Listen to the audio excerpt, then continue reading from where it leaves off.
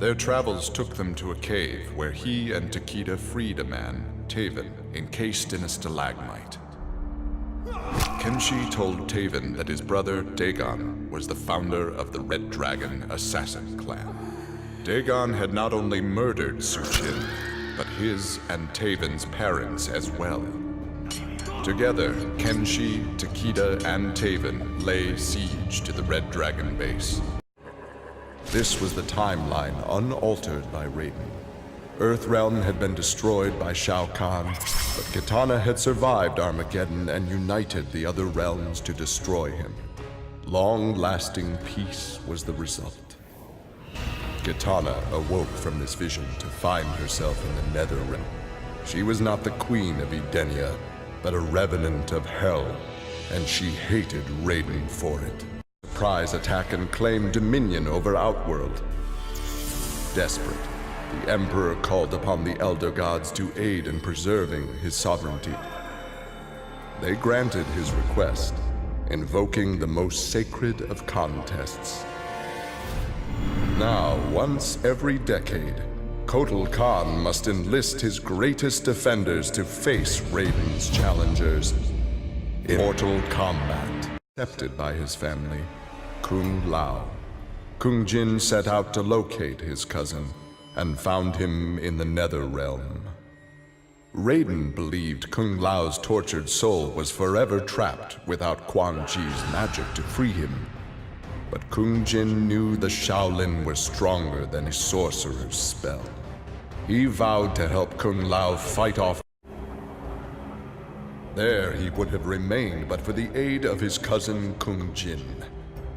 Together, their Shaolin strength repelled the evil sufficiently enough for Kung Lao to escape that dark realm and control his inner demons. Compromised but not lost, Kung Lao now exists as an agent of vengeance. He will show evil no mercy.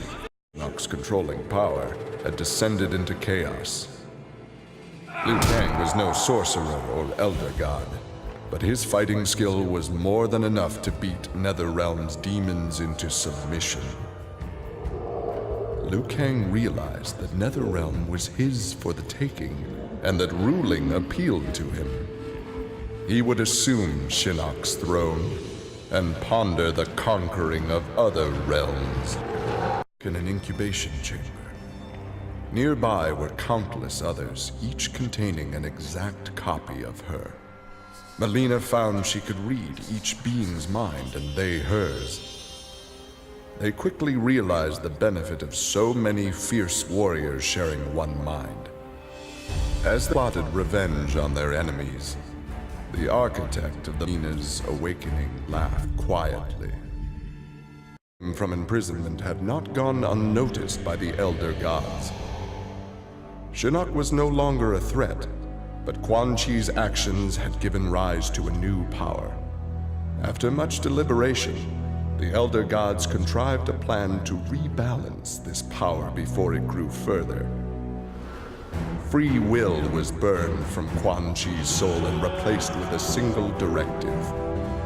He must kill Raiden. Began to wonder if defense was the best path to peace. In a change of tactics, Raiden and the Shirai Ryu attacked Kotal Khan's armies before they could rebuild.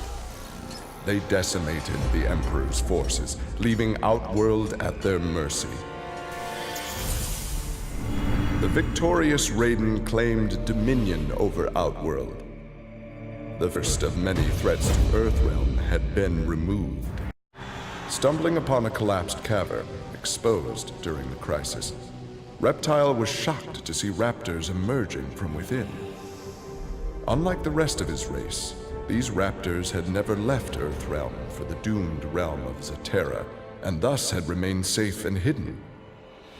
Oh, no more.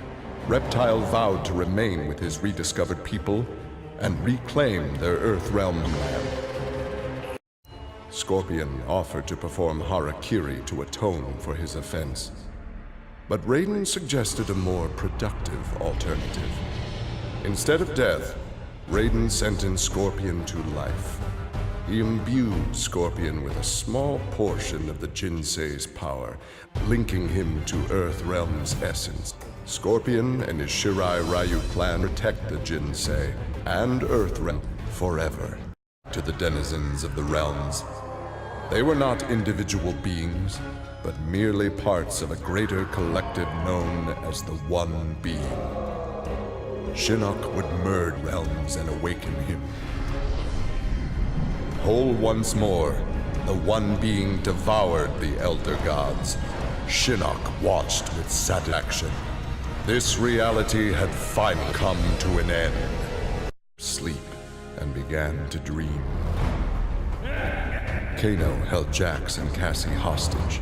He made Sonya choose who would live and who would die. Seeing no way to free them both, she chose Cassie and screamed as Kano killed Jax before her eyes.